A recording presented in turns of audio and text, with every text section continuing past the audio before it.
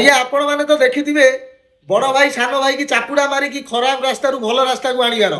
ଆଉ ଗୋଟେ ଘଟଣା କହୁଛି ଆଜ୍ଞା, ବଡ଼ ଭାଇ ଚାପୁଡ଼ା ମାରି ମାରି ଆଜ୍ଞା ତା ସାନ ଭାଇର ଆଜି ଜୀବନ ବଞ୍ଚେଇ ଦେଇଛି। ହଁ ଆଜ୍ଞା, ମଧ୍ୟପ୍ରଦେଶରେ ଏମିତି ଗୋଟେ ଘଟଣା ଘଟିଛି ଯେଉଁଠିକି ତାର ସାନ ଭାଇ ଚାଷ ଜମିକି ଯାଇଥିଲା କିଛି ଘାସ କାଟିବା ପାଇଁ। ଆଉ ଘାସ କାଟିବା ସମୟରେ ଗୋଟେ ବିଷାକ୍ତ ସାପ ଆସି ଆଜ୍ଞା ତାକୁ କାମୁଡ଼ି ଦେଇଥିଲା।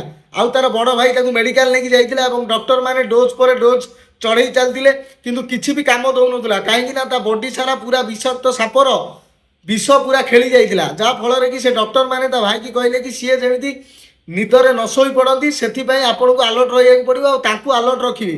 ସେଥିଲାଗି ଆଜ୍ଞା ଆପଣ ବିଶ୍ୱାସ କରନ୍ତୁ, ଗୋଟେ ଘଣ୍ଟାରେ ତା ଭାଇ 150ରୁ 200 ଚାପୁଡ଼ା ମାରି ଆଜ୍ଞା ତାଙ୍କର ଆଖି ଖୋଲିକି ରଖିଥିଲା, ଯେଉଁଠିକି ଡକ୍ଟରମାନେ ଇଞ୍ଜେକ୍ସନ୍ ଦେଲେ ଏବଂ ତା ଭାଇ ତାର ବଡ଼ ଭାଇ ତାର ସାନ ଭାଇର ଜୀବନ ଆଜି ଫେରି ପାଇଲା। ଏବଂ ଯେଉଁଠି ମୁଁ ଏଇଠି ଛୋଟିଆ କଥାଟା ଆପଣଙ୍କୁ କହି ରଖିବି, ମାତ୍ର ପଇସା ଆଉ ଜମିବାଡ଼ି ପାଇଁ ଯେଉଁଠି ଭାଇ ଭାଇରେ ହଣା କଟା ଆଜ୍ଞା ଲାଗି ଯାଉଛନ୍ତି, ଜୀବନ ନେଇଯାଉଛନ୍ତି, ସେଠି ଗୋଟେ ଭାଇ ତାର ସାନ ଭାଇର ଜୀବନ ଆଜ୍ଞା ବଞ୍ଚେଇ ଦେଇଛି।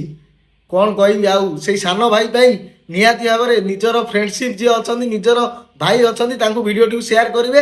ରହିଲି ଆଜ୍ଞା, ଭିଡ଼ିଓଟି ଭଲ ଲାଗିଥିବ। ଜୟ ଜଗନ୍ନାଥ।